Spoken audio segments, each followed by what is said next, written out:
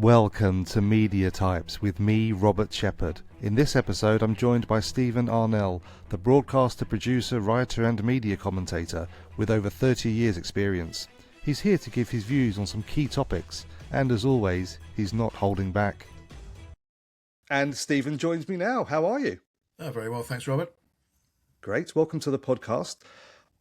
I've been reading your posts on LinkedIn for a number of years now, and I always hoped that one day our paths would cross, and they have now. So I know you've got a few things you want to get off your chest. So well, yeah, there's been, as always, there's been a lot of news in the media world over this week. I mean, it's where to begin, really. I know we've discussed in advance some things, but I think at the beginning, I think it might be the wrong order. Is Brandon Ralph, the new wunderkind appointed to the BBC? He's going to do Gen Z and everything. And I think, well, fair enough, I suppose. But it does smack to me of these. I know that Matt Britton, everyone seems to ignore the fact he had 6 years, I think, at McKinsey. So he's disappeared part of his CV. But it strikes me as one of these ideas that people get, let's bring this youngster in. I think they did an episode of Mad Men. And, you can't, by the look of him, fits the mould of someone you would appoint. But to think they invest this power of this one person as the Gen Z whisperer, I can imagine my former colleagues who are at the BBC and some who are now there in very senior roles chewing their hands and going, oh my God, we've got to have this guy in the meetings now, purely because they have children of their own. Some of them now, because of that being of an age, are in their teens, who can probably tell them as much as the 26-year-old wunderkind can anyway. So that struck me as something that I can imagine that a lot of people at the BBC senior levels who, I would say I was dealing with focus groups and things like that. In fact, I was commissioning them, so I can't slag them off. But to think of, this guy, 13-year-old entrepreneur, I had tinges of, I don't even remember, Lauren Harris or James Harris, as was the antique stealing genius. I'm not meaning to do any particular comparisons, but it just flashed across my mind, here we go again. It's that sort of thing. The geniuses in the strategy department go, right, we've got to get this man, 13 years old, to start his own company. And I have a sort of natural feeling of, is it really on the level? But that's just me. Okay, so I'd like to counter that because, often if certain walks of life, politics, for example, people say, how can you be a health minister if you haven't worked in the National Health Service before? How can you be business secretary if you've never run a business? Don't you need someone who can walk the walk and talk the talk? So if you've got someone who knows this sector or this part of the sector inside out, is it not worth giving them a go? Yeah, it's just my natural cynicism, really. He could be like, right, and I forgot who is the former Tory party leader that was at age about 12 doing speeches in front of Thatcher? William, what's his name? Hague, yeah. So, but everyone like that strikes me as sort of Hague-ish. Although he's 26, he's not 15 years old. Although, to be honest, he looks like he's 15 years old. But it's natural cynicism. And as I said, I still know people at the highest levels of the BBC, and I haven't asked them, so it's not there. But I could just imagine that some of them are going, bloody hell, what have we got to do? This, purely because it's one of those things that will come in, it swings around about. It's a fashionable thing to do. And I think someone like Matt Britton from his McKinsey days went, right, let's get this kid in. And it just strikes me as vaguely nauseating. But again, age and cynicism on my part. Okay, but what's the alternative? Because they need to do something, don't they? Well, presumably a lot of the executives do have children of their own anyway who can talk to their kids or nephews, nieces. I don't see the need to go through one focal point who's the all-seeing seer, the sort of young Gandalf figure. I don't think that's necessary, really. But again, I keep saying my viewpoint has been skewed by working in strategy at the BBC in the 90s when it was old John Burt and God, who else was it? And the very beginning of God, I can't remember his name. I'm sorry, the age again. It was that era, so I'm used to this sort of level of BS and things like that, and people being brought in have got the answer to everything. So, how much do you reckon they're paying him? Well, that's a good question. If he's a full time, it will be on their. They have to reveal the BBC does give all the salaries, but being a smart kid, I imagine he's wangled him some sort of role as a consultant where his salary is kept under wraps. That's what I'd do if I was him, but obviously I'm not. But I'd imagine, that shows his street smarts as well. Or his company would be employed. by the BBC in some sort of role. But otherwise, if it's all on the level, which I'm saying it wouldn't be, it'll all be showing up in the first tranche of accounts for the first 6 months in or whatever, or even earlier than that, whenever the BBC dole out those figures. So I'd imagine at least 100K plus. So I don't know how much he earned as this young entrepreneur. He might be earning millions, in which case, why work for the BBC? Yeah, It might judging by what I've read, I think he is earning millions. well, maybe he's doing the same. Maybe he's given a carve out. I mean, when I was at the BBC, we had some senior executives were working, opening the cafes in the afternoon and retreating back to the Berkhamsted, to Berkhamsted in the afternoons to open their cafes with their colleagues. That was so. Why not? I mean, maybe he just does that. He scurries home and fires up the PC and does whatever he does.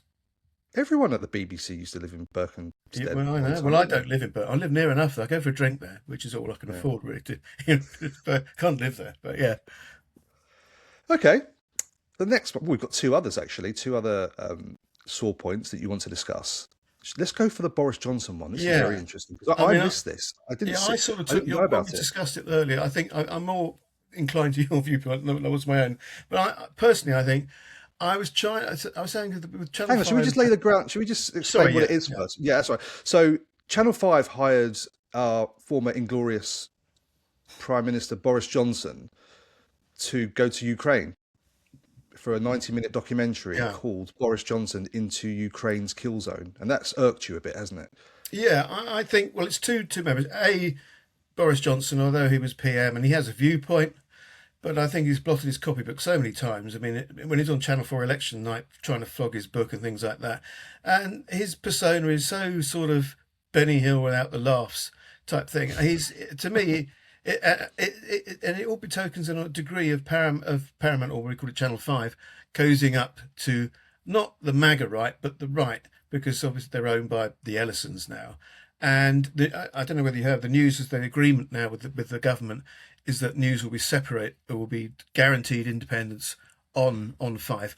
But I'm afraid I'm old enough to remember when Murdoch did the deal for the Times in 1981, and it didn't seem that he backed away from influencing the news. So I think all of that is just chaff, is a word that came up in some time ago. What was it? It was the inquiry into the Iraq War, wasn't it? Nothing to do with this. Separating the wheat from the chaff. I really don't know what that David Kelly and all that stuff. That's the one, chaff. But it's a good. It's obscuring the story. But I'm again very cynical. But I just think it's a thin end of the wedge. But having him figure who's so. I think the views. I mean, as you said, there's a core of people who still, for some bizarre reason, have time for him. But I don't know why. But he's to do that such a serious subject and have him, bounding around, pretending to dodge, firefights and things like that. It just struck me as trivialising the subject. But again, that's my viewpoint. Who would you have instead then? Tony Blair? He knows a thing about war. Yeah, he should be in the West. No, in Gaza, shouldn't he? That'd be a suitable place for him to investigate. But I just think a journalist of standing enough, or maybe so. I wouldn't. Yeah, I wouldn't put a politician in that viewpoint anyway, because every politician has their own particular, I would say, axe to grind, their own way of advantaging their career, even if they're retired. It's to sell a book or do something. So I wouldn't be surprised if Johnson comes out with a little pamphlet or a book or a 90-page Roman a clef about what he did in Ukraine, just to see if he could flog that. So.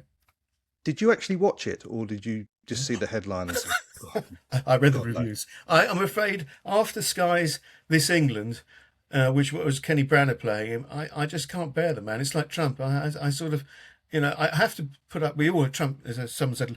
I think it was The Rest Is History who said it yesterday. No, it wasn't. It was the Daily Beast. He lives in everyone's head. You can't get rid of him. But I try and restrict, especially with Johnson, because he just makes my sort of. He makes me grind my teeth when I see him bounding around. And I used to live in Islington, very near where he used to live, and I used to see him cycling haphazardly round on St John Street, and I just thought, well, couldn't a bus do the job for us? But obviously I wasn't there. What was the breaking point with Boris Johnson for you? Well, I think when he was born, in my case. But no, it's I've never liked the character But actually saying that, I might have had a scintilla of liking for him when he was an MP before or tried to be an MP and wrote that book, which God forbid I found vaguely amusing at the time. I don't know what was Oh, going on. 72 Virgins. Yeah, no, not that.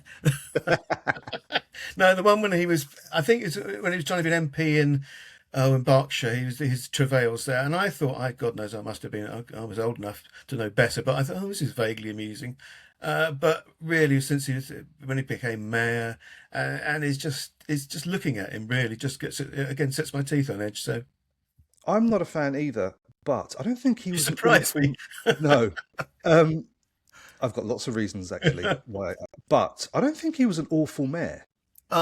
Yeah, I mean, he had a lot of other people covering for him then, didn't he? He was. No, sure. I don't say he was a good delegator, but people wouldn't let him do too much. So apart from trying to buy those, oh god, the water cannon, that was one of his great wheezes, wasn't it? And that didn't work out. Yes. No. Okay, we're going to move on to the final one. So I'm not going to use the word you used in your email to me, but it's the OTT posthumous praise, shall we say, given to the late Rod Liddell. Yes, old Rod. Left us recently. I have never met him. He might be a perfect angel. He might have been a perfect angel saint in real life, but the persona he constructed for me, others thought he always Rod again. I just thought, if I can use, I can just a-hole is acceptable, isn't it? I just found him really vile, and the stories you heard about him, private life, and you've got to accept that some of it must have been vaguely true. Again, he's the figure with his shock of hair, his fag in his hand when he was a smoker. I mean, I smoke occasionally, so I can't criticise, but not like he did. But again, and this bootlicking post-posthumous, you're not alive now. You can't come around and kick your teeth in. This sort of, especially in the, I used to write for The Spectator, but The Spectator's gone over. But every page is like a hagiography of this man. And really, what's he done? He's been vaguely, he's sarcastic. Some people might say, to demonstrate some form of wit. Glass houses, I can't criticise on that score. But he's, it nauseated me, to be honest. And again, it's not even the man, it's the construct that people have made of him now. Some sort of, what is it, Swiftian or... God, that's the funniest guy since some sort of 17th century, satirist. I mean, Jesus. Anyway, so I'm glad it's got that sort of vaguely out of my system now. But even then, people are going, well, you shouldn't have criticised his family. I mean, apparently he's knocked around. Well, that's what we heard. Well, he's dead, isn't he? So he can't say anything. But he's, apparently knocked around his pregnant wife and things like that. And he left his first one soon after marriage for the second one. So he's not really sort of, since Francis of Assisi, is he? So. No, but do we know he did that? Well, the thing is, he whined about afterwards.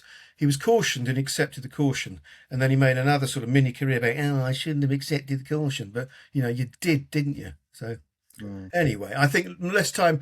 One thing that did occur to me, if we're moving away from Roderick, is John. Have you met John Cleese recently? I thought it was a fake Twitter account. Yes, he's been putting lots of posts up, hasn't he? And I did wonder. He is really old, so let's give him some. But he's in support of Rupert Lowe, and I just thought, is it someone's hacked his account? I mean, I always thought he's an angry man because of his multiple wives and his money obsessions and things like that. I mean, he's funny. He was funny, but this sort of Rupert Lowe obsession is really. I mean, the only thing I reposted an article I wrote some years ago that he was going to do 40 Towers with his daughter, reboot it or not, a sequel. And I think, thank God, that hopefully this is not this one. He was going to do it with, oh my God, the comedian guy who did Spinal Tap, and he was killed by his son, and I've forgotten his name. Again, age on my part. He was going to do that, and I thought, well, at least we'll save the sight of, hopefully, touchwood, a 40 Tower sequel with a 88-year-old, Basil wandering around, going against all the wokerati. I thank God for that. But yeah, that shocked me actually, because I did think, is this really him doing it? Because it's only recently, but things can happen when you're old. It can accumulate very quickly. But it's a sad thing, actually. I think someone should say, just tone it down a bit, Baz or whatever, and just get your hands off that for a while. I wonder if he's going through a late life crisis, because he's obviously had that awful situation. Dementia, but that sort of thing. Yeah. When he got divorced, he lost. Yeah, well, he's got divorced about 15 times, so I think that's. But his most recent one, which was in America, and which then forced him to go on the alimony tour. Oh, to make God, money back. yeah, well. I always thought he would be good in a. Do you ever watch Curb Your Enthusiasm? Yes. I adore that show. And I'm And so did you sad it's see the come to one an end. yesterday, the tan suit episode of the one, the new Larry David soon with No, Obama in it? no, It's on YouTube now. Very funny. Obama, I mean, he missed his calling in a way because he's very good on camera. He's a very good actor. he Well, playing is. He is himself, good on right? Yeah, camera. yeah. Yeah. The reason I mentioned that show is because I always imagined he could have done a similar show in the UK where he walks Yeah, around just really miserable, and because you don't need to be a curmudgeonly good actor. old Because Larry David's arse. not an Yeah. actor; he's Well, just a very I think he did Hold the funny, dry Sunset, man. which his last thing was a sitcom, which no one really watched. And I think his last hurrah was to revive 40, even though he'd said not long before that, no, why? It's not going to be as funny. Why would I do it? But obviously the greenbacks appeared. And, oh, Mm. why not? Good idea. And correct me if I'm wrong. He's a big time Brexiteer, isn't he? The thing is, I don't know whether because he's quite mercurial. When you look at some of his tweets, he sort of goes, "Oh, well, that's for me relatively normal opinions," and then he swings to Rupert Lowe. So I think really some sort of intervention might be in order. He's always whining about money, so I suppose he's got, but he must have enough squirreled away somewhere so he can relax. Maybe go down to Devon, like in 14, check into a hotel somewhere, have a relax, have a look out the day. See, it won't be wildebeest, but you can look at the sea and just relax for a bit. Who do you prefer out of Rupert Lowe and Nigel Farage, and why? Oh, it's like between being punched in the face or kicked in the nuts, really, isn't it? That That's sort what I'm of. asking you. Well, I've always been a fan of being kicked in the nuts. No, I haven't. No, for anyone else out there, no, I haven't really. I think they're both vile in their own way. I think it's difficult, really. I mean, I suppose no. You know what? I can't. They're both equally damned, in my opinion. But we need both, don't we? Because we need them Well, to hate split the figures. vote. Well, we need them to split the vote. Yeah, exactly. Yeah, you're right. Hopefully, yeah, success to both of them in their own ways against each other, I think would be great. Yeah. Count Binface. Well, have you seen his new one with the National Express by Divine Comedy? His new No. promo, and that gets better as it goes along. He's done Okay. obviously got the permission from Neil Hannon, the Divine Comedy guy, and he's Yeah. doing in Clacton National Express, change the words, singing along. They didn't have the lyric about someone with the arse of a small country in it, which always disappointed me. It's my favourite lyric in it, but apart from that, it worked. I haven't seen Farage's arse, and I don't really want to, but you can see him waddling along with a fag in his hand and his pint. Yeah. And his pint, his flat cap, yeah. Count just a toad outfit, yeah. Count Binface makes the Monster Raving Loony Party look quite normal, doesn't it? Well, I think he's very sane, and I've seen again. The rest is politics. He was very good on that. He was very good on actually taking both Alistair Campbell, who I have deep reservations about anyway, and young Rory Stewart. He was very good at countering anything they said. I've been planning to watch that actually. How is he dressed? I mean, he's obviously got the Well, bin he's on in his face. full Is bin-face he all- regalia. so, He's so got- how is he mic'd up? How does he sound? Does Well, he that's sound like the Darth thing. He might Vader? have an internal mic inside the bin. You don't know, Yeah. but he does a particular voice. I think because he's a comedian, and he does a particular quite sort of whiny voice as bin face, which works in a bizarre way. Yeah. Yeah. Okay. Let's move on to something more positive. What have you seen lately that you've really enjoyed? Well, this is I'll refer to my notes as a. Oh, What's it? I Star City on Apple. Don't know if you've seen that. I No, but I have thought, heard of oh it. my God, this is going to be because I watched For All Mankind, the space race counterfactual thing, and it's got, and I have to watch it now because I watch so much of it, I can't stop. But it's got so corny and not that greatly well acted, to be honest. I didn't think it, especially the last season, but they've done a spin-off in the Russian version of it, and it's got Rhys Evans, and he's very good in it, and Anne Maxwell Martin, she's superb as in it, KGB officer, real nasty piece of work. I mean, she won't balk at anything. She'll kill the astronauts if they're causing trouble, just shoot someone in the back of the head in an interview. She's very good in it, and I totally unexpected. And there was only 8 episodes, which I thought, oh, there must be more than that, but yeah, I really liked it, actually. I thought it was surprisingly good, and they've got their sort of. And no one does fake, phony Russian accents. They're all doing their own accents, which no one is doing this sort of cod sort of Russian voices, which always helps. Well, it helps me not doing that rather than helps them. Mm-hmm. So that was quite fun. And early this year, I liked The Beauty, which a lot of people didn't like. I thought it was very funny, but that's probably just my sense of humour. But and I don't like Ashton Kutcher at all, but I thought he was quite good in it. So I found that very amusing. It's about the development of a new wonder drug that for everyone makes them much better looking and more better looking, superb looking, but it has its downside as well, as one could imagine. And I found that entertaining. And to be honest, something appeared on, I think, on Friday on Paramount, which is Evil. It's a Okay. sort of, and it's got incredible reviews before, and I always wanted to see it, but it never appeared anywhere. And I wasn't going to shell out for a DVD set. And it's got Mike Coulter from Luke Cage, and forgive me, I forget the woman's name, as investigators of exorcism. You think, oh God, but it's incredibly well done, and it presents the sort of skeptic side, and a lot of the cases they find are just phony anyway. But there's the demons in it are very funny. They're quite they're quite humorous, but they're not sort of, But there's a certain thing. There's a demon called George who appears at the bottom of the investigator's bed of an evening, and he really is a bit of a sod, but he's quite funny with it. So. And I found that just as evil, and referring back to the older stuff, of course, I'm rewatching I, Claudia, so I just finished it last night. Despite the bad makeup and the child actors in it are terrible, but it still holds up. So it's quite disturbing still, some bits of it. And if you want nothing else to watch, A Very British Coup, of course, the Channel 4 one is now in full on YouTube, so that's always a good. That's always a good thing of an evening. Well, for me it is anyway. Where I struggle, in fact, it's not just me; it's many people I speak to. What are you watching at the moment, Robert? Where Robert struggles, and lots of other people struggle, is it's so expensive to sign up to all these streaming platforms.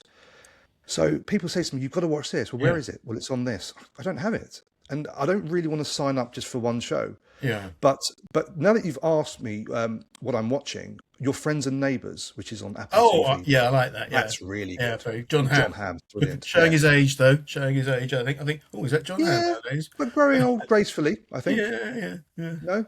Yeah. I think so. But the guy who got to play his dad, he looked like his brother. I mean, he was the guy from Caddyshack, and I thought, that's a really weird bit of casting, because he dies, his father dies, and they're together, and you think, oh, it's his older brother. And he's only... John Hamm's 55, and the guy died is, I think, 69, 70. So, he's too young. And I thought, that's a really weird bit of casting. Yeah. But it's very good, though, Yeah. I love that sort of glossy American look with people who've just got amazing houses and it's something.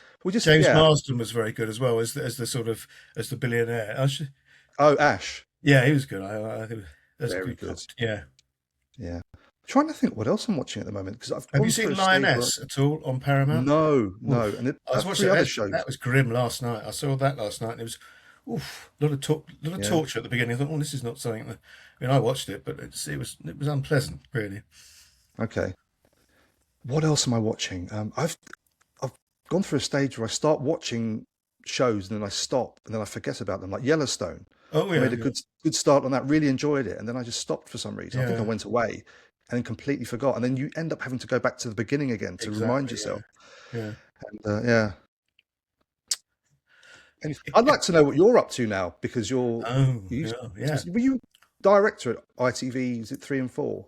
I created both. In front of some opposition from the higher ups at ITV. I created ITV3 and ITV4, and I advised when I came in, the early 2000s for ITV, and I was brought in to help boost ITV2, because that was before the days of whatever Anyways Essex, and it was languishing. So I did give some advice on a few good things to buy. So acquisitions like Judge Judy, which was for some reason Living weren't doing it, and I said, well, pick that up and that'll boost the daytime numbers, which it did. So it gave me the credibility to do other stuff. So Zai, as you know, Zai Bennett now, head honcho BBC Studios, still a friend of mine. I like to think so. So he went on for ITV2, and they gave me the chance. They said, what do you want to do next? And I said, well, I did a bit more than just Judge Judy, hopefully. And I suggested, well, we've got a huge vault of repeats for ITV repeats, which weren't going on UK Gold. Why not do ITV3? And the chance was there. Who wants to watch an old episode of Morse? That was one of the senior execs said to me. And I said, probably a lot of people.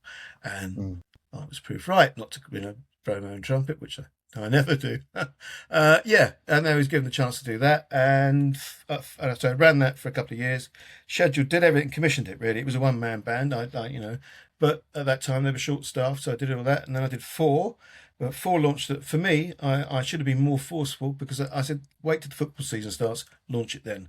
But they were so Okay. keen. I've been such a success at doing 3. No, we have to have one exactly a year later.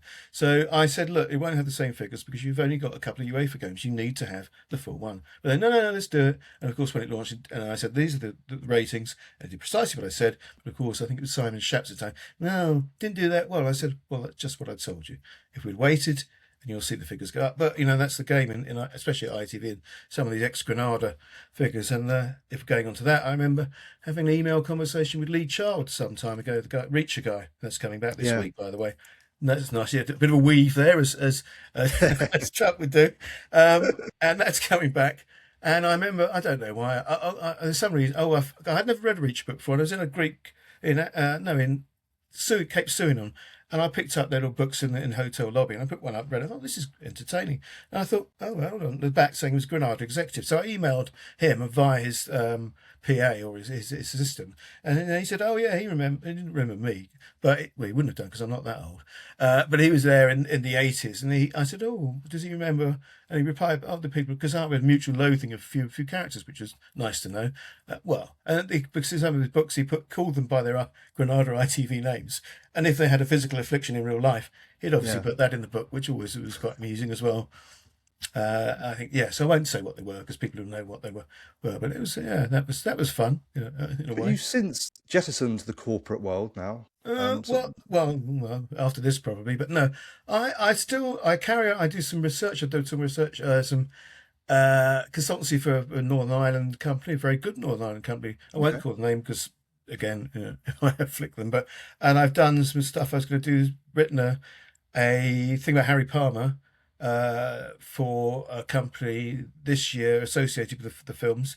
That the people who employed me didn't like the humour I introduced into it, so we're going to struggle with that. And it wasn't like say Benny Hill gags. It was just comparison between, say, Bond ordering his caviar and eggs Benedict and Michael Caine frying up a couple of eggs. It's that sort of visual reference, but apparently that didn't go down well with. No double entendres like Sid Jane. I'm not Yeah. it's more a case of, again, it's sort of.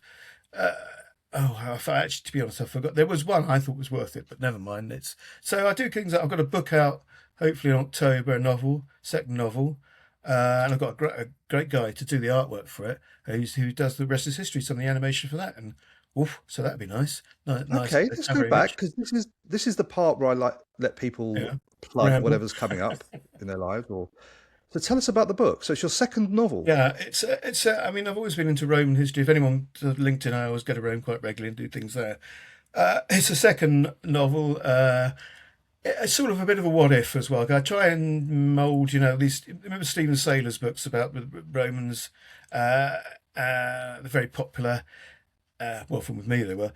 So it's sort of Roman. I choose a figure that the first one was about Pompey the Great, who I always have some time for because I think he was better than Caesar. Nicer bloke anyway. So I put What do you counterfactual. mean? What do you mean better than Caesar? In what Well, I think sense? he's a better general actually, and a nicer chap. He didn't matter. Well, Caesar literally committed genocide, and Pompey the Great didn't do that. I mean, he took on the pirates in the Mediterranean. If I can go on a bit, he conquered He them was all. They less said, bad. yeah, that's a word. Well, but for the pirates, they said it would be years to conquer the scourge of the pirates. He was sailing up the Tiber and raiding Rome, Ostia. And he did it in 6 weeks, conquered their lot. And he didn't massacre them. Well, he massacred some, he killed some of the chiefs, but the rest he said resettled inside Turkey. He said, look, here's another life here. Here's a city, live there. So he did it in a considered way. I mean, un-Trumpian, I'd say. It wasn't all, fire and, brimstone, or not brimstone, fire and blood. It was done in a reasonable way. And I thought, well, that's a lot of his politics he did, especially in the Eastern Roman Empire, held to the end of the empire for 500 years. So he was no slouch, but I don't think he was great with the politics as well, though. He was good at administration, but not so much. So I did a thing about him.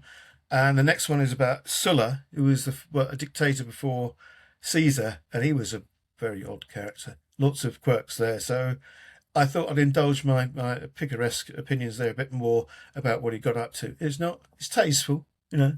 tasteful. I like to say it's not a pornographic novel by any means. It's not. I couldn't write that even if I wanted to. But that's the new one, and it's sort of in the same vein. There might be one more if I can, a trilogy of them. But yeah, so that's going to come out, and they haven't sold The first one is self-published, and that's sold okay, still sells. Second one is going to be on in paperback as well.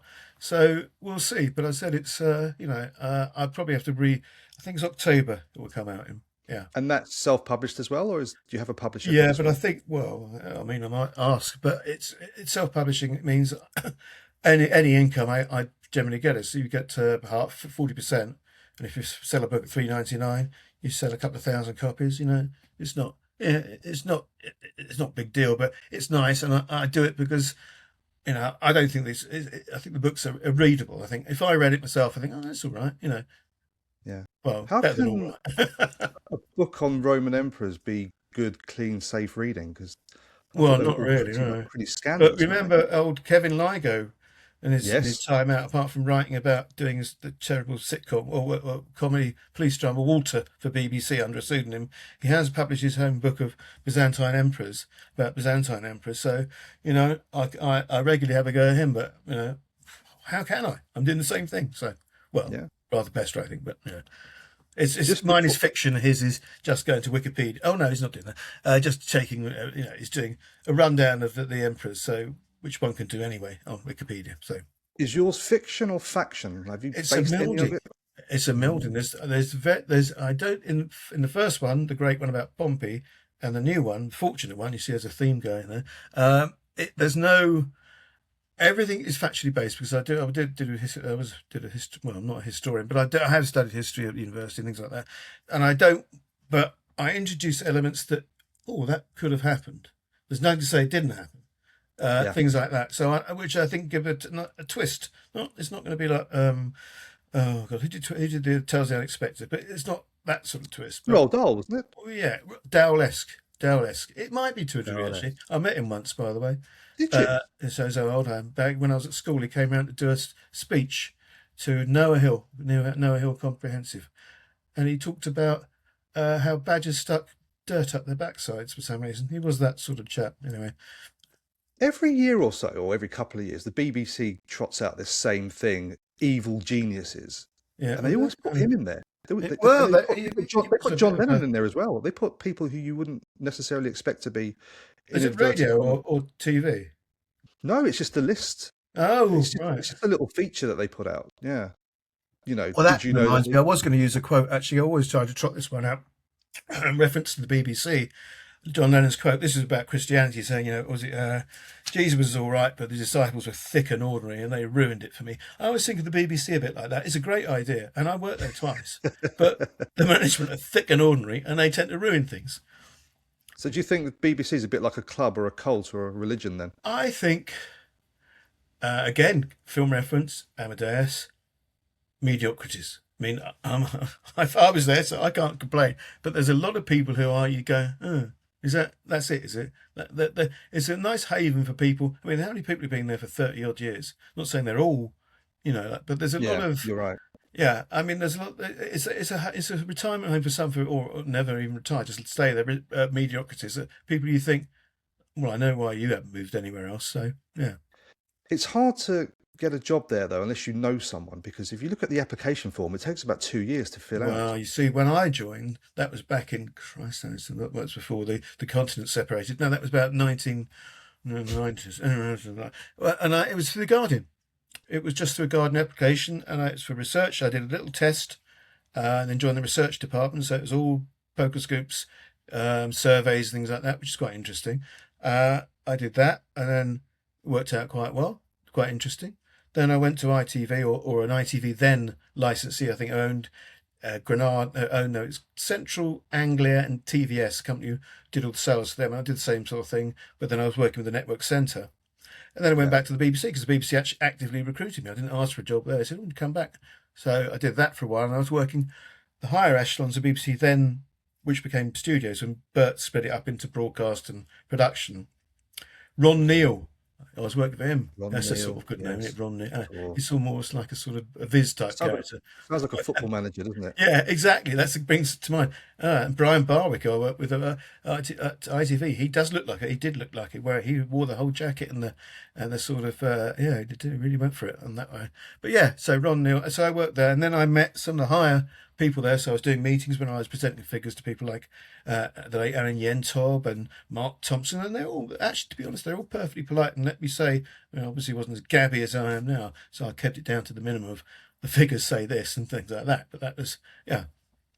And they had a BBC One controller called Michael Jackson, didn't they? They did. He was, you know what? He's the guy that should have been the control. A bit eccentric. He used to go around in his socks, but the guy in Madman, didn't he? The old guy in Madman used to pad around in his socks. The Sterling Cooper, where the other one? Sterling, is it? No, Roger Sterling's Cooper, isn't it? Anyway, so but he was all right. He was and then I thought, well, that he would come back at one point, but end up as DG because he had the smarts, but. I think he just wasn't interested and also made a lot of money in the States and thought, well, I don't want the hassle of coming back for. Just before we sign off, I was thinking back to shows I was watching. So I said earlier on, I started a load and then I'd stopped. And you reminded me of one because you look very much like Gary Oldman. And the show is Slow Horses. That's a compliment. I think the guy he's an acting magician. He's brilliant. I thought you were going to say prick up your ears then. So I thought at least I'll save that one. Well, in your current guys, you look like him anyway with the glasses and the hairstyle. Well, I'm going to have a wash with some washing up liquid later and have a kebab in the garden. But yeah, apart from that, yeah. That's a good show, though, isn't it? Someone else has said that. I was hoping more. Someone said Bill Nye, which not the same age, but that works for me as well. But obviously, I'm going to have to cut the I think it's because of the character. So you've got the same style glasses. Like a Cockney? Yeah, I think if you took your glasses off and had a different hairstyle, then well, I was trying to ponce it up today, and it looks. Look, that's better, isn't it? There you go. No, not really. You're getting a bit Gary Oldman now, mate. Yeah. Stephen, thank you very much for your time. Right. Well, again, maybe if it goes out all right. Definitely, I'd love to have you on again. Cheers, Robert. Thank you. All the best. Bye then.